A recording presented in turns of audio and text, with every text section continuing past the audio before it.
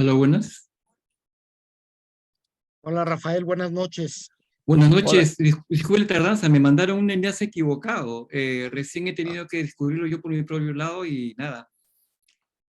No, pero de todas maneras, muchísimas gracias ya que estás aquí con nosotros. Nosotros ya muy contentos y felices de poder contar con tu presencia después de haber leído esta gran obra. La verdad es que la disfrutamos, la compartimos entre todos cada 8 días durante mes y medio y la verdad es que, bueno, ya te darás cuenta tú de los comentarios que fueron surgiendo a lo largo de la lectura y bueno, aquí te vamos a ir haciendo algunas preguntas, Víctor. Por supuesto, muchísimas gracias en primer lugar por el interés por el libro y bueno, estoy realmente llano a escuchar cualquier cosa que ustedes tengan a bien comentar y responder a sus preguntas también.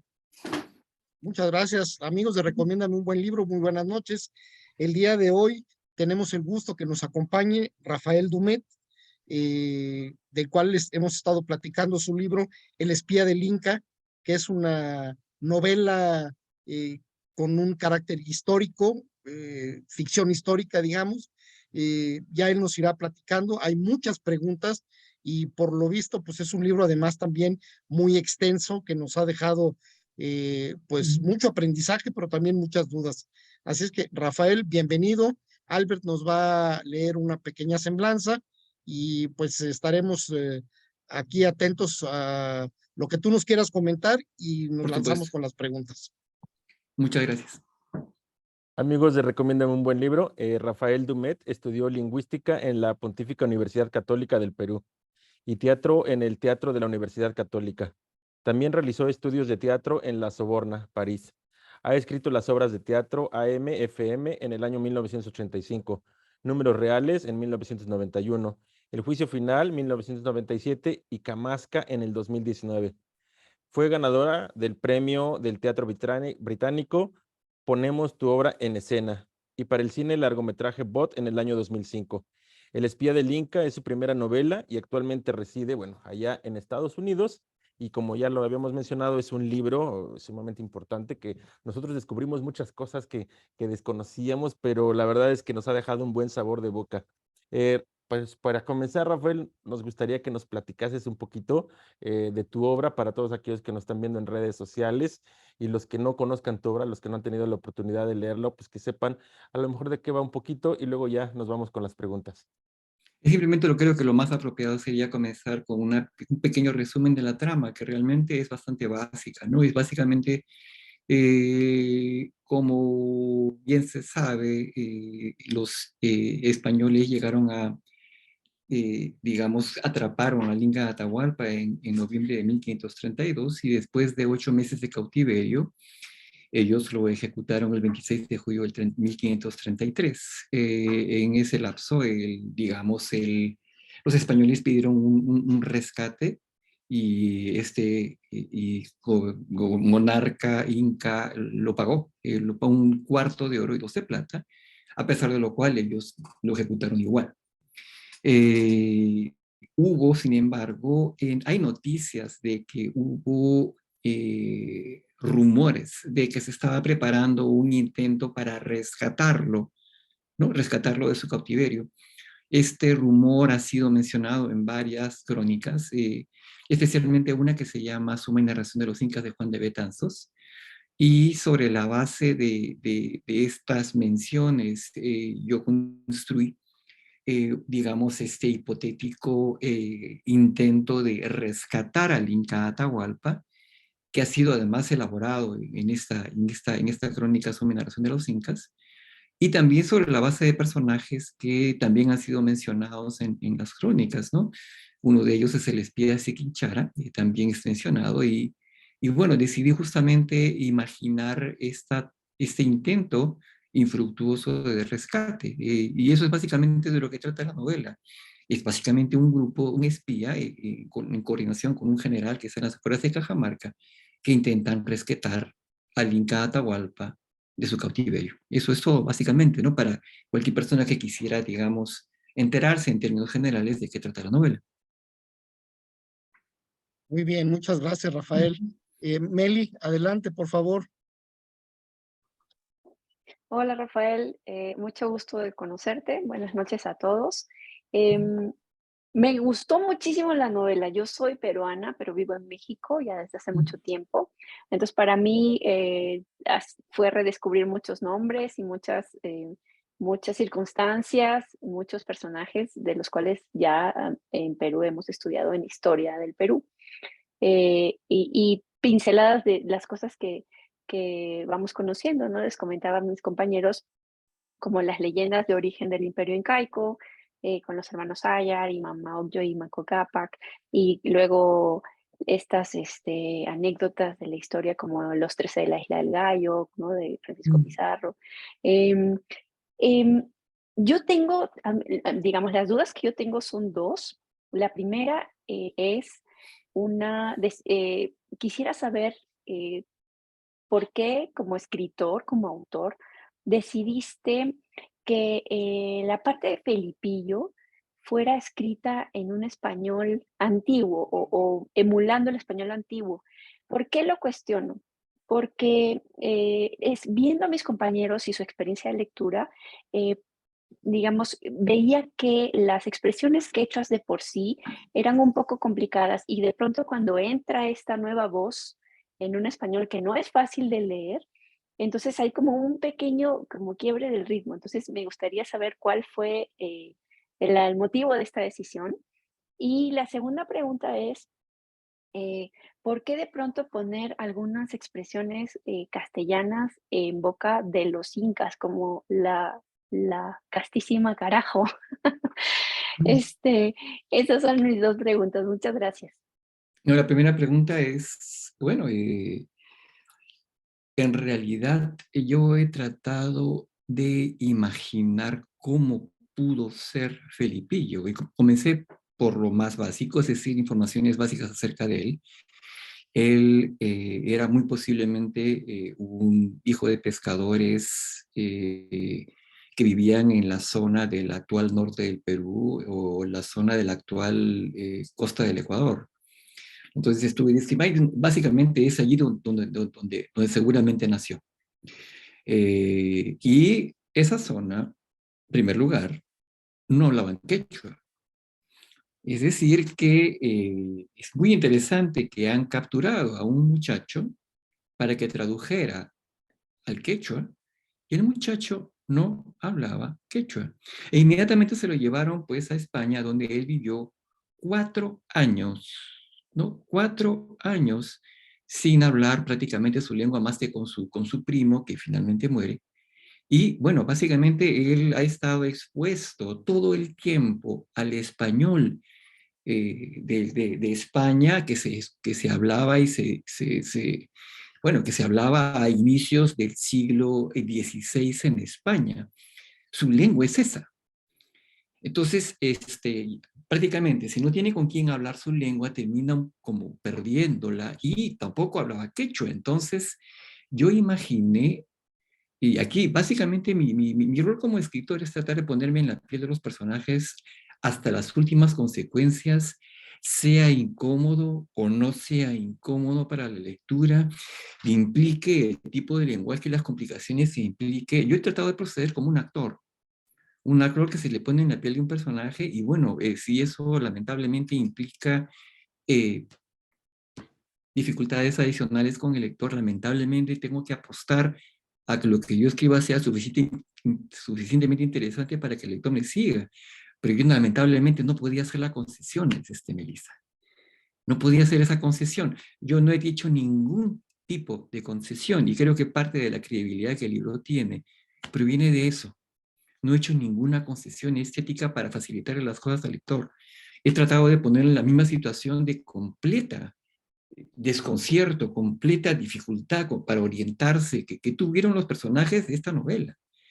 Entonces, esa es la respuesta que podría decirte. Entonces, yo imaginé, este chico, básicamente su contacto con el mundo ha sido sobre la base de su relación con Bartolomé Ruiz, que es el piloto, y bueno, básicamente lo que ha vivido en España. Entonces, habla español, Bartolomé Ruiz compartía con él historias de la mil y una noches, ¿no? Entonces, y él vive todo este mundo mezclado, además, con antiguas creencias que él no había olvidado por completo.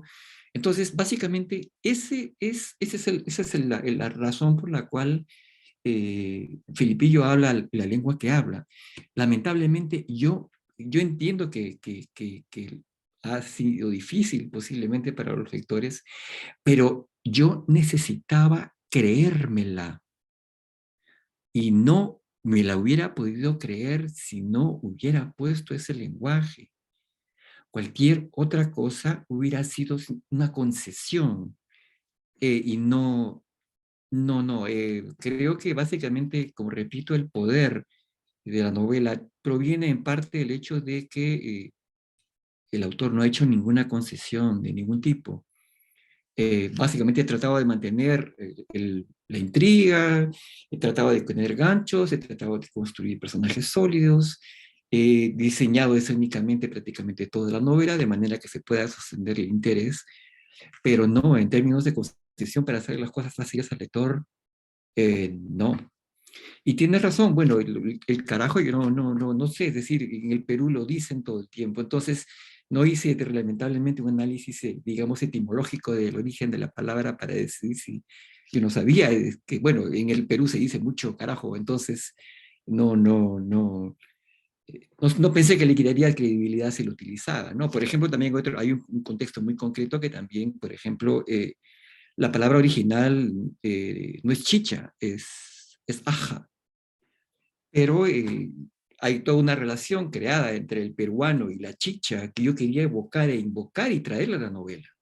Es una relación, ¿no?, afectiva, ¿no? Entonces tú cuando tomas chicha, hay toda una serie de asociaciones que tú tienes, ¿no? Y que yo quería traer también a colación, aún a pesar de que el término correcto en realidad es aja, ¿no?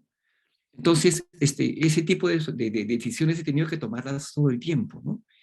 Y honestamente entiendo las dificultades adicionales, pero de realidad no me arrepiento de esta decisión. Es lo que podría decirte, ¿no? Muchas gracias. No, no, no, nada No, más era no, pura curiosidad, no, está bien. No, y te gracias agradezco por tu muchísimo interés. porque sí, sí nos ha llamado mucho la atención. Y nada más Ujú. eso, como ¿Ya? fuiste tan estricto con una, me llamó la atención la otra, pero sí te agradezco la Claro, explicación. Muchas perfecto. gracias. Ujú. Gracias. Daniela, adelante. Buenas noches. Eh, Tengo una duda. Me gustaría saber por qué trataron de manera pacífica los españoles a Atahualpa al principio y bueno, y al final deciden ahorcarlo. ¿Qué fue lo que cambió en ese contexto para que Ujú. se haya decidido manejar de esa manera a los personajes? Y otra pregunta que tengo es, ¿por qué Cusi Yupanqui y Oscoyo Huaraca nunca se unieron para derrocar o para exponer a Chimpu, aquí lo tengo anotado, perdón, a Chimpu Shankutu, que Quipuyácutu. era, ajá, Chimpu Shanku, que era el que le hablaba al oído del Inca, porque si sabían que él había sido el responsable de matar a la Mauta, o sea, ¿qué fue lo que pasó en ellos para decidir, nos vamos a mantener callados y vamos a obedecer? Serían esas dos preguntas, por favor. Claro, la primera pregunta tengo entendido que es repítemela por favor, ¿por qué? Porque los españoles fueron muy suaves, Ah, muy sí, claro, educados claro. con Atahualpa al principio. Bueno, en primer lugar, bueno, si le hacían algo, ellos tenían miedo de que inmediatamente lo hicieran aniquilar, o sea, desaparecer, no había ninguna razón. Pero en un momento determinado, cuando escucharon rumores de que se estaba gestando una especie de rebelión, que escuchaban, literalmente lo que estaba ocurriendo es que escuchaban que los alrededores de Cajamarca habían sonidos de tropas. Entonces hicieron un balance de la situación y decidieron, digamos, trataron de evaluar qué era lo que más les convenía. O matarlo e irse porque habían escuchado, se enteraron en el Cusco de que había oro en el Cusco. Entonces decidieron hacer un balance de la situación que nos conviene más. Quedarnos aquí y exponernos y a invitar a esta rebelión que está a punto de ocurrir, nos van a matar a todos, o bien matamos a este Inca y inmediatamente nos vamos directamente al Cusco para atrapar este oro del cual nos acabamos de enterar y capturamos la ciudad, ¿no? Y capturamos también a los capitanes que están ahí de una vez, porque ya no, cada día que estamos aquí estamos más en peligro que nos exterminen, ¿no? Y además, inmediatamente lo que hicieron también es nombrar a un inca títere, ¿no? Tupac Hualpa, de manera que ellos pudieran mantener algún tipo de legitimidad con un tipo que suscitara menos animadversión, ¿no? En el otro caso, creo que Cusi, Yupanqui y Osjoy eran demasiado jóvenes. Y Chimpuchanco tenía un enorme poder en ese momento. Y ellos eran unos chiquillos, estaban pasando por los ritos de la iniciación. Entonces, no, jamás se les habría ocurrido pensar en crear algún tipo de complot para conspirar contra él, ni hablar. Estoy absolutamente seguro que no se les habría pasado por ningún instante por su cabeza, ¿no? Ellos eran estudiantes simplemente, ¿no? Eran muchachos, 14, 15, 16 años, ¿no? Entonces creo que hubiera sido un poquito de wishful thinking, hubiera sido muy agradable verlos rebelarse, pero no hubiera sido realista, creo yo, ¿no? Gracias por tus preguntas. Gracias. Gracias, Silvia, adelante. Rafael, qué gusto oírte. Nos cuestionábamos alguna de estas reuniones que tuvimos previamente en el foro, de que realmente muchas veces conocemos historias, a lo mejor de Europa, la Primera, Segunda Guerra Mundial, etcétera, etcétera, pero no conocemos nada de Latinoamérica, mucha historia, sobre todo pues de estas épocas de la conquista, ¿no? Fuera evidentemente de México y a lo mejor Guatemala y así, hacia el sur, no conocemos nada. Entonces fue súper interesante estar leyendo, que además creo que hay muchas cosas en común a final de Exactamente. cuentas de lo que pasó en México con lo que pasó en Perú y que seguramente pasó también en otros países de Latinoamérica, ¿no? O sea, que desconocemos, pero fue súper, súper interesante estar leyendo todo este libro.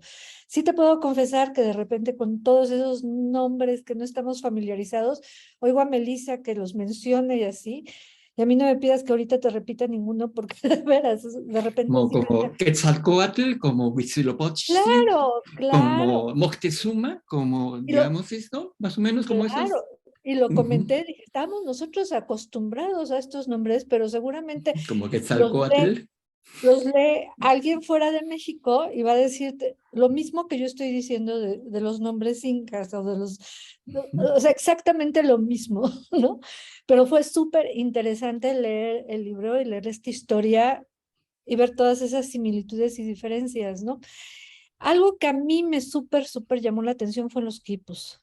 Ujú. O sea, qué interesante todo ese manejo. Y una de mis preguntas es, sobre todo al final mencionan que este que encuentran como que tiene un significado numérico y encontrar la parte numérica me parece pues sencilla si tú quieres o fácil de interpretar porque pues estás siendo números, pero realmente existen esos quipus que tenían la historia o con los que se podían comunicar, tenían alguna especie de claves, o sea, sí se puede llegar a pues esa forma de comunicación. A ver, vamos a ver, comenzamos primero por lo primero, ¿no? Es decir, si las conquistas se parecen es porque de alguna manera Pizarro calcó literalmente el procedimiento de Hernán Cortés para la conquista del Perú, tal cual, inclusive se reunieron juntos. Y si se reunieron juntos en 1517 en Panamá, e inclusive en un momento determinado, o sea, si Francisco Pizarro hubiera sido alfabeto, él hubiera tomado nota, pero literalmente copió dos cosas fundamentalmente de la conquista de México, ¿no? La primera es, básicamente, es divide y vencerás. O sea, esa es la primera enseñanza, es divide y vencerás. Por donde pases, diles que estás con ellos y que estás en contra de su enemigo. Y el segundo, y la norma número 2, es ve a la cabeza, captura la cabeza. Captura la cabeza, que en sociedades como estas usualmente capturas la cabeza y todo lo demás se desmorona. Y tenía razón, o sea, funcionó muy bien. Y con relación a los nombres, como te digo, a mí me ha parecido a partir de... Yo estuve viajando, yo viajé a México justamente para un poquito hablar acerca del libro y todo, ¿no? Y estuve leyendo libros muy interesantes de un señor llamado Federico Navarrete, que justamente está tratando de replantear la relación que tienen los mexicanos con la historia justamente con su propia historia de la conquista, ¿no? Y estuve enterándome de muchas cosas muy interesantes de los tlaxcaltecas, justamente de la Malintzin, y francamente te soy sincero, una vez que tú encuentras, te fascinas por los personajes, te olvidas que sus nombres son difíciles. Es más, a mí me sorprende mucho que esos nombres sean tan difíciles y no sean, pues, para algunas paladares, y yo no sé, pues, que el nombre de los vikingos nos lo sepamos tan bien, que nos sepamos los nombres de los romanos, de Vercingetorix, que sepamos muy bien los nombres no sé, Gunnarsdottir en los vikingos, o de Eric el Rojo. ¿Por qué esos nombres nos recordamos tan bien y no recordamos los nombres, yo no sé, pues de Huitzilopochtli, o de Quetzalcóatl, o no sé, en general? ¿Por qué? A mí me parece muy raro y a mí me gustaría saber por qué. En general, una vez que tú te adentras, por ejemplo, en la historia mexicana, es maravilloso. O sea, yo no tengo ningún problema en olvidarme de nada. O sea, no, por ahí no va. Y la otra pregunta es cómo decirte, recuérdame por favor, dime una palabra. Claro. Los Quipus, quipus, sí, nada los más son quipus. numéricos, o realmente hay Eh, quipus, o es eh, interpretación tuya. Si es no, no, no, no, no, interpretación no. tuya, wow. No es interpretación mía, definitivamente no. Yo he tratado justamente de inventar lo menos posible. Es decir, eh, básicamente lo que se sabe concretamente de los quipus es esto. Hay tipos numéricos que son utilizados más que nada para contabilidad, ¿no? Estos tipos numéricos utilizan el sistema decimal, ¿no? Los quipus básicamente registran cantidades utilizando el sistema decimal y esto se utiliza en censos, presupuestos, en general todo aquello que requería una contabilidad, puesto que los incas estaban, digamos, sometidos a un entorno ecológico, no social, muy adverso, y para poder sobrevivir ellos contaban absolutamente todo. Necesitaban contar la cantidad no sé, de medidas de grano que tenían un depósito. Necesitaban contar la cantidad de hombres que ellos mandaban, por ejemplo, un ejército para combatir a un grupo humano que se había rebelado, ¿no? Tenían una obsesión por el control numérico de lo que ocurría en su imperio y para poder sobrevivir, ¿no? Esto está completamente demostrado que ocurría, o sea, no te estoy inventando. Y es más, la razón por la cual los españoles no pudieron descifrarlo es curiosamente porque los españoles no manejaban el sistema decimal en ese tiempo.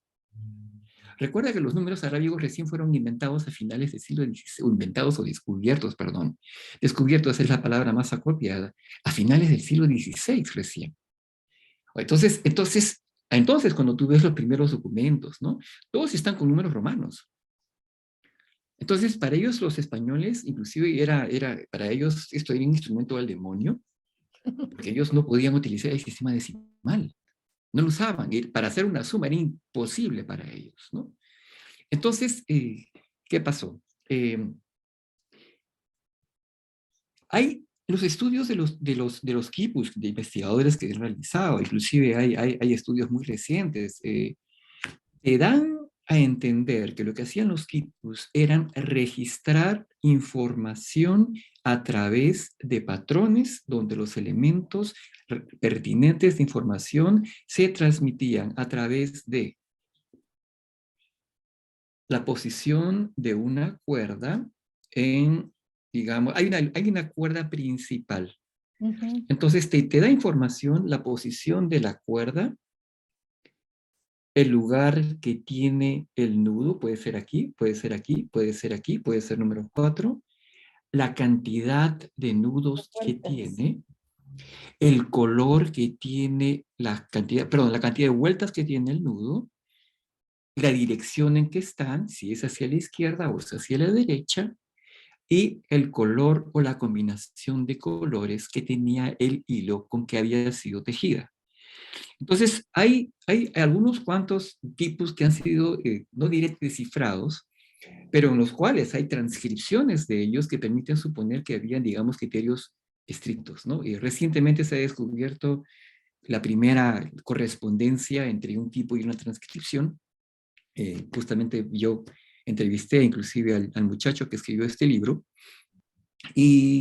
pero básicamente ahí se permite especular, porque esto es especulación de los investigadores, no mía.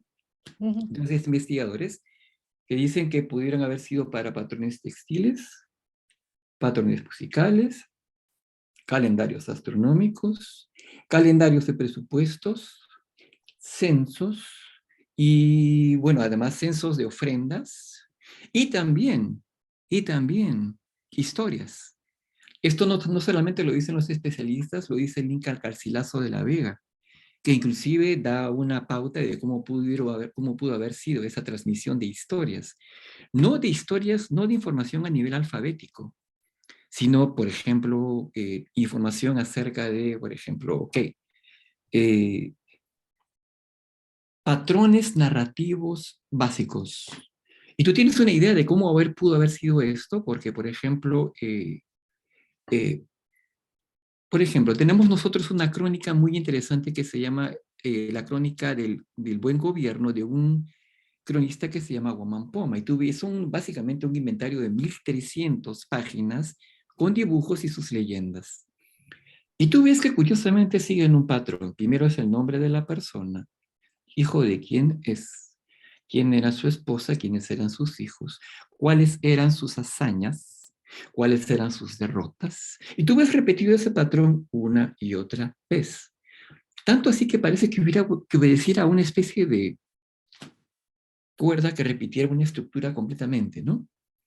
O tú ves, por ejemplo, cantos épicos, por ejemplo, en Suma y Narración de los Incas, donde tú ves que hay, por ejemplo, patrones narrativos que es casi como el mío Cid, o que tú ves que hay unidades que se repiten, que es como si hubieran sido registradas de una fuente de información diferente, que y aquí son los especialistas los que han especulado que provienen de Quipu, no yo. ¿Comprendes? Entonces, es ese el tipo de especulación que nos permite imaginar que pudo haber existido, no, que muy posiblemente existieron quipus para registrar historias y que además servían de ayuda a memoria para los amautas, que son esos señores que conservan las historias y las cuentan en ceremonias específicas del calendario del maíz, del calendario solar, en el Cusco y en general en el Imperio Incaico, ¿no? Entonces, eso es lo que se sabe. Y sobre la base de que eso es lo que se sabe, que yo no me permitió imaginar, o sea, todo ha sido a partir de especulaciones muy específicas de los investigadores, yo he imaginado todos estos usos que no son de mi cosecha, sino son de las cosechas de los investigadores, ¿no? Eso es lo que podría responderte respecto de los tipos. Algo que me llamó mucho la atención es que mencionaste el cero. Claro.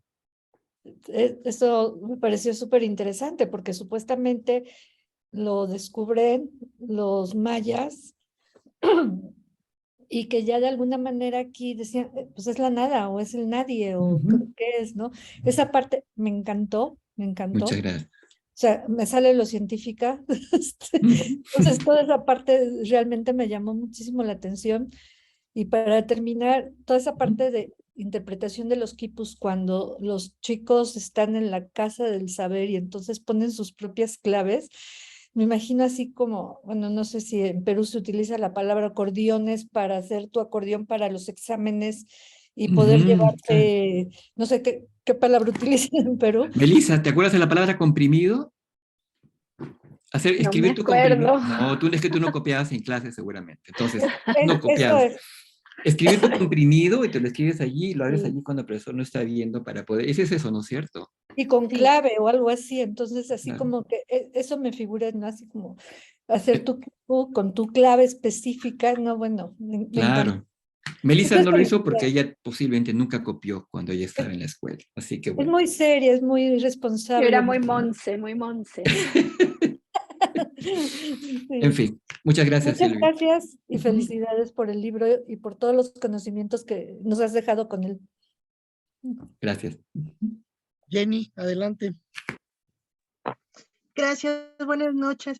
De verdad, qué gustazo, qué placer poderte conocer, poderte tener aquí, porque fue un libro que me llevaste a conocer otra cultura, personajes, otra vida que yo realmente no conocía. Y como decía Silvia, este momento en el que vemos que nos vamos siempre hacia Europa, Rusia, Japón, pero nunca hacia nuestro propio continente, ¿no? No vemos la historia de toda Latinoamérica, que es muy grande, muy amplia, y con muchos, muchos detalles muy parecidos a la nuestra. Entonces creo que me llevaste a eso, me llevaste a buscar estos personajes, estas palabras, porque de muchas yo no sabía qué significaban, entonces sí me llevaste ahora sí que a estudiar un poquito sobre ello. También me gustó esto que, pues decían que es una ficción histórica, pero para mí fue como hasta una novela de espionaje, un thriller, algo que me llevabas con esta angustia de si los iban a encontrar, si no, lo que significaba la cuerda, lo que era esta coordinación entre todos los personajes, que también fue algo que me gustó mucho. Pero yo quería hacerte la pregunta de algo que me encantó de la novela, y es sobre estos antecedentes que metes de los personajes. ¿Cómo nos los escribes, nos los narras, nos los describes cómo eran, quiénes eran, y que me llevaste a buscar si eran reales o no? Entonces creo que por ahí va mi pregunta. ¿Cómo fue que planteas estos personajes? ¿Cómo los piensas para ponerlos en tu novela? Bueno, todo comenzó cuando yo me topé, pues, es una larga historia, pero para hacerla más corta, me topé con unos personajes muy interesantes en un libro que se llama Hombres de Cajamarca, de un historiador norteamericano que se llama James Lockhart. Y allí básicamente yo estaba buscando información acerca de los traductores indígenas, ¿no?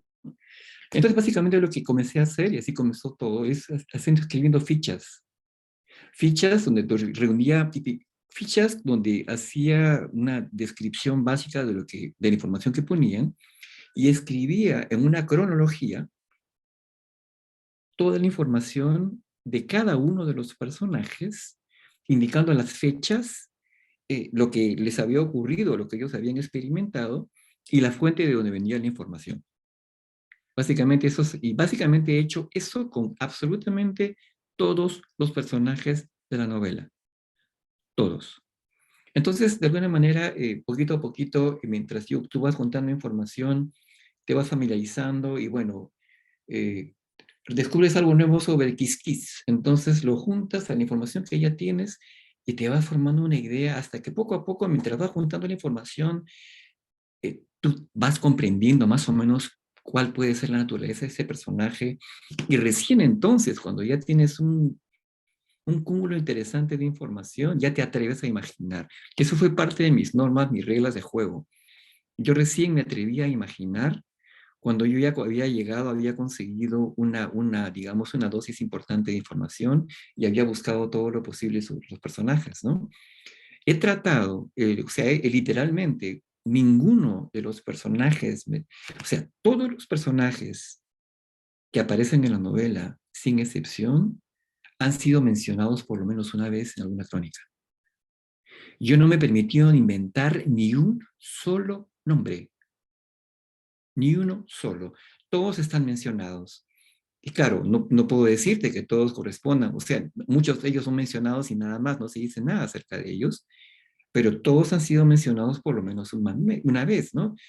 Por ejemplo, yo no sé, el general que muere al lado de Chalcochima es, por ejemplo, un general real, ¿no? Pero claro, y también hay un general mayor, un hombre mayor que también se llama Ingamita, que muere a su lado y él sufre mucho por su muerte. También Ingamita es mencionado, y tal cual, él murió, un general llamado Ingamita, mayor, que murió justamente en la guerra. También he mencionado, tal cual, todo es así.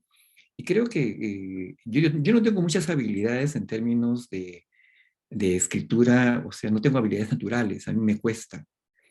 Pero en general para concebir, imaginar, visualizar, tener una idea clara de personajes, eh, por numerosos que sean, esa sí es una facultad que tengo. Yo puedo sostener un universo de 500 personajes en la cabeza sin ningún problema, sin ningún problema.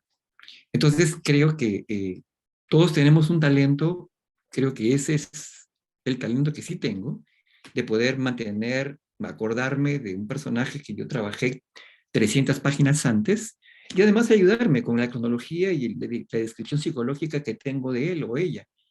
Y creo que sobre la base de una buena investigación, creo que ha sido posible, creo yo, sostener una imagen coherente de cada uno de los personajes, ¿no?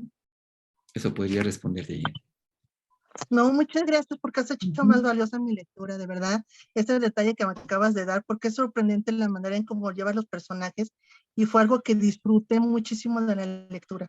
Muchas Muchas gracias. gracias a ti. Gran talento, de verdad. Gracias. Janet, adelante. Gracias, Víctor. Buenas noches, Rafael. Es un gusto conocerte.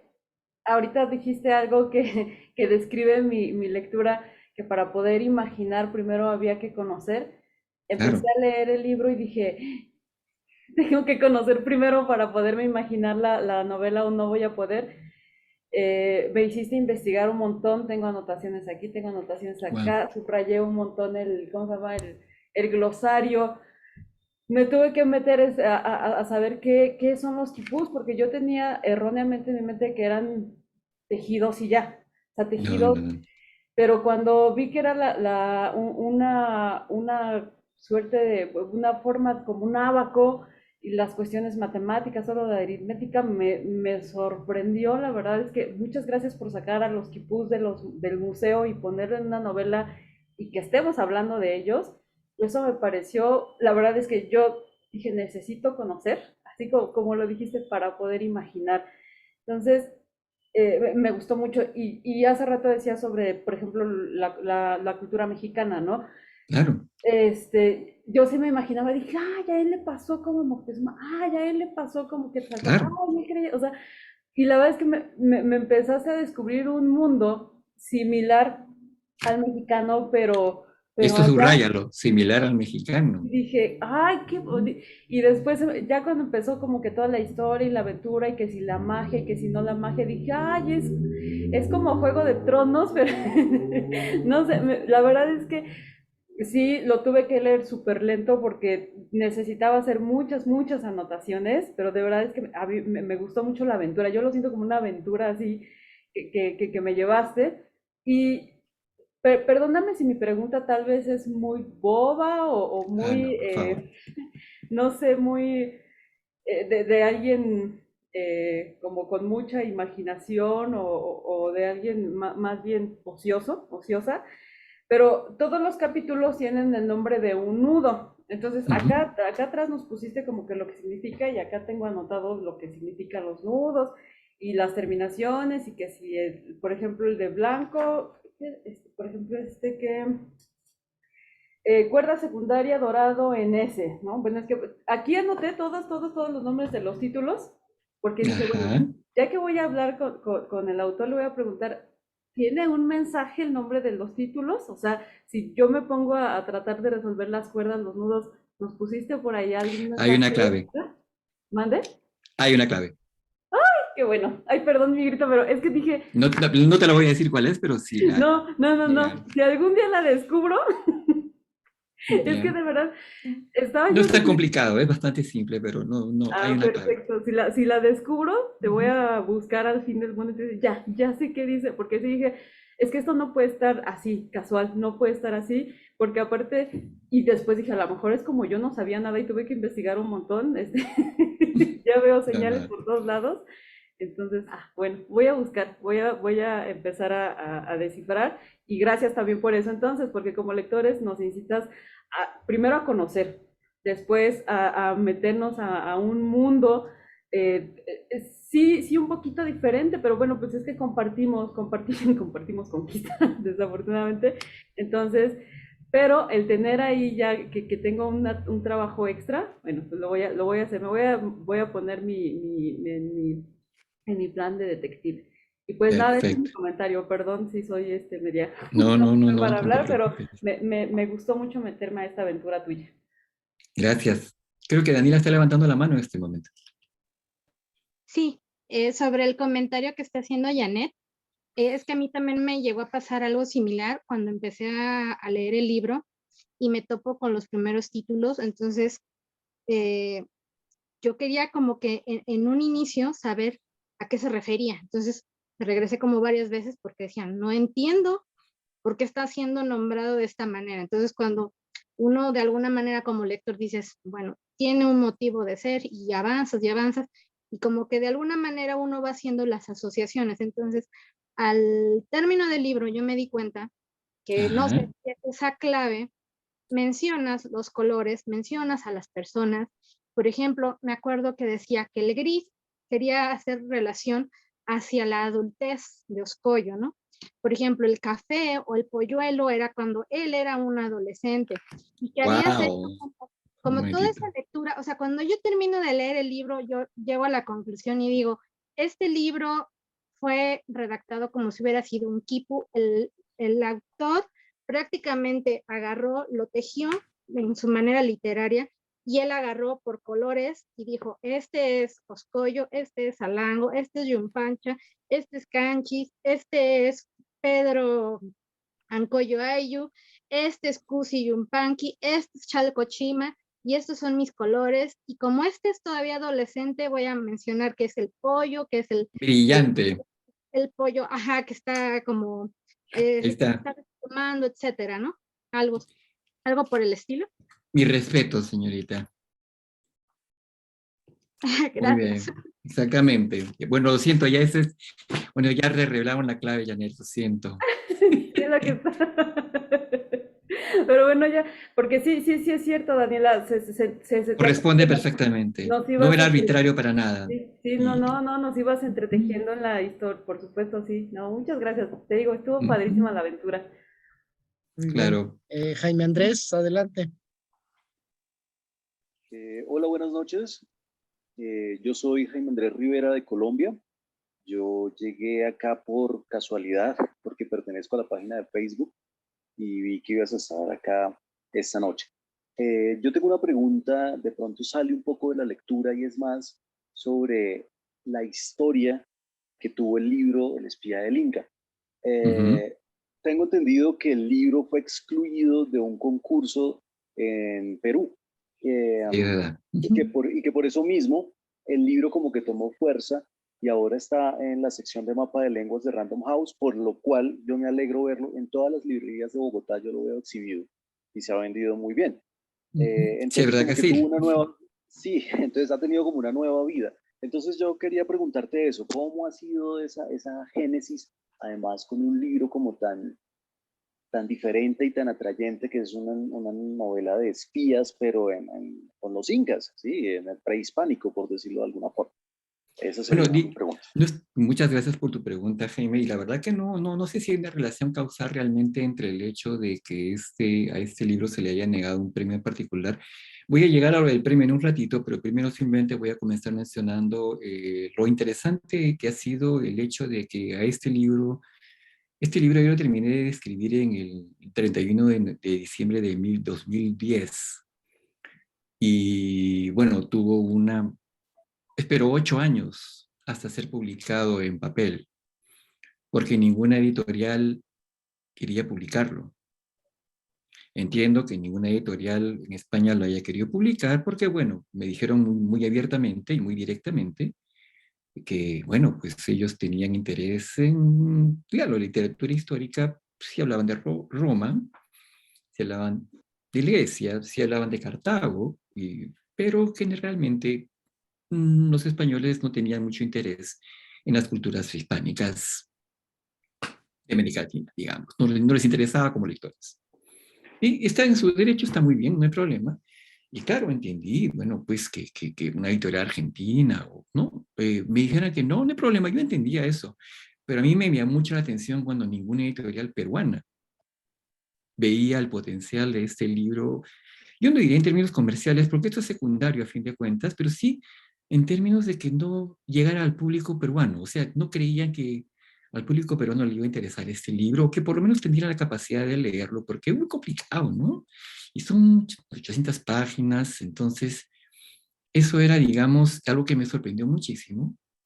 Y claro, es decir, el libro lo tomó finalmente un señor con una larga tradición de un editor independiente, que curiosamente no pertenecía al círculo de las personas, los editores de siempre, y además que era de Cajamarca, no era de Lima, sino era de Cajamarca, es decir, una zona periférica, inclusive de Cajamarca, es decir, del lugar de los hechos. El lugar de la Y, novela. exactamente, y bueno, curiosamente el libro tiene una historia sui generis que ha transgredido absolutamente todo lo que se pensaba que se sabía con respecto a la industria literaria en el Perú, en el sentido de que las ventas comenzó a venderse fuera de Lima. O sea, y comenzó a tener interés en Cusco, en Ayacucho, en Arequipa, estos lugares que Melissa seguramente reconoce. Piura. Entonces, esto llamaba la atención y finalmente llegó a Lima y curiosamente, para volver a lo que tú mencionaste, esto del Premio Nacional de Literatura, ¿qué pasa? Que bueno, el libro, la verdad que tuvo una buena llegada y digamos, fue el libro más vendido el año 2018, 2019 y 2020 en el Perú. Así, curioso, este libro grande. Y bueno, hubo un conjunto de personas que consideraron que debía postular al Premio Nacional de Literatura del Perú. Pero el problema es que fue descartado, ¿por qué? Por una estupidez burocrática en el Perú, que es que en realidad en el Perú los concursos de los premios de literatura no los gana el autor, los gana la editorial. Y la editorial, para poder, digamos, mantener sus libros en carrera, tenía que estar al día con sus impuestos. Entonces, descartaron el libro porque la editorial que lo había publicado tenía unas cuestiones pendientes con sus impuestos. Y lo interesante es lo que tú mencionas. Bueno, esto pasa de vez en cuando. Lo interesante fue la reacción del público. Esto yo no lo había visto nunca, Jaime, pero hubo una reacción de indignación general. Yo estuve alucinado. Yo he recibido fácilmente unos 1000 mensajes de personas que estaban protestando en Facebook, que estaban indignadas por lo que le había ocurrido al libro. Tan así que el Ministerio de Cultura tuvo que hacer un descargo. Y nada, el asunto es que la cosa fue tan dura, escaló tanto que yo tuve que decir, hey, cálmense, ¿no? Porque realmente estaban, o sea, prácticamente estaban pidiendo la cabeza del Ministro de Cultura. Y la obtuvieron un poco después por otras razones, pero el asunto es que, digamos, no sé si no hay una relación causal. Lo que pasó es que ese libro, digamos, y eso es una cosa que conmueve mucho, que ha sido abrazado como propio, como por los peruanos. O sea, lo han defendido como si fuera suyo. Y nada, esto ha sido, digamos, lo que ha ocurrido. El libro, como te digo, ya ahorita,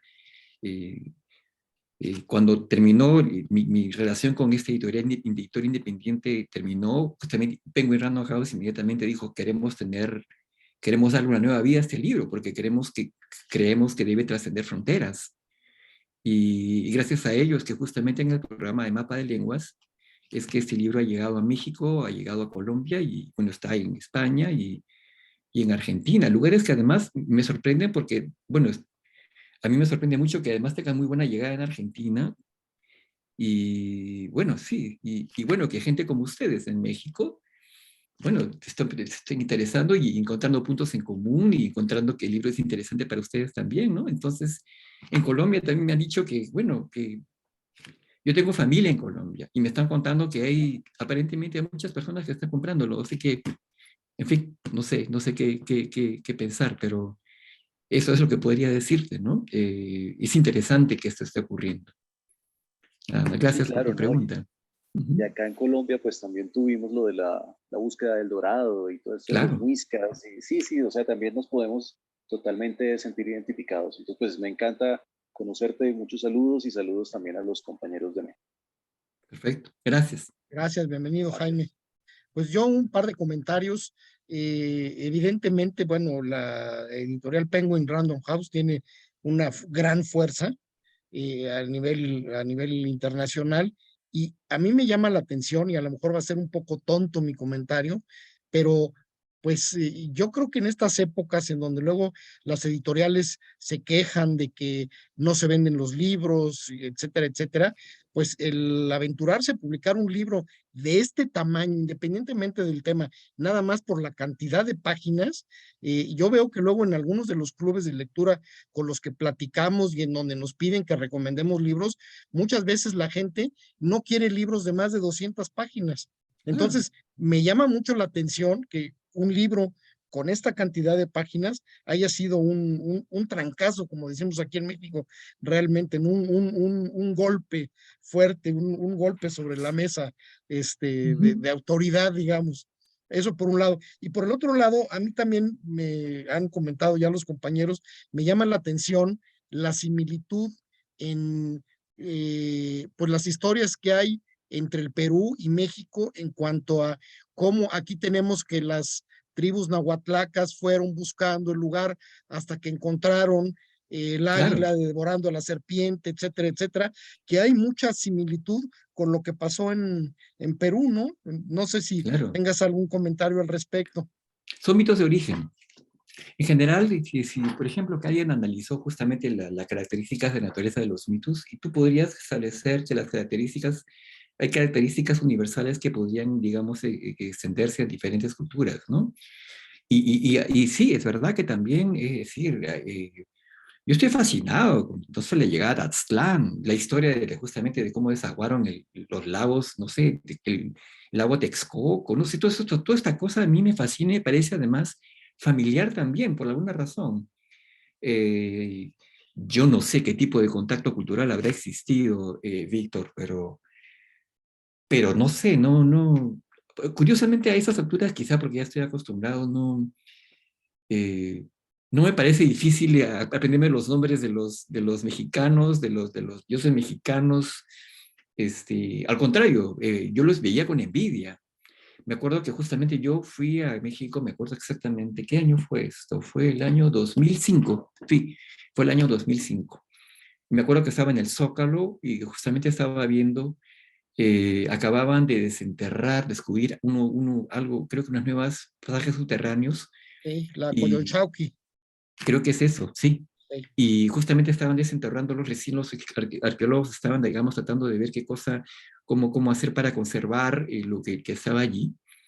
Y lo que me conmovió fue simplemente ver cómo un profesor se paró allí, tenía unos estudiantes, creo que 8 estudiantes a su alrededor, y se estaba explicando, además, sin ningún problema, sin apelar a ningún papelito, sin nada, les estaba contando a sus estudiantes, o sea, estaba explicando, creo que había un dibujo de una estructura solar, y les estaba explicando qué significaba cada una de las cositas que estaban allí.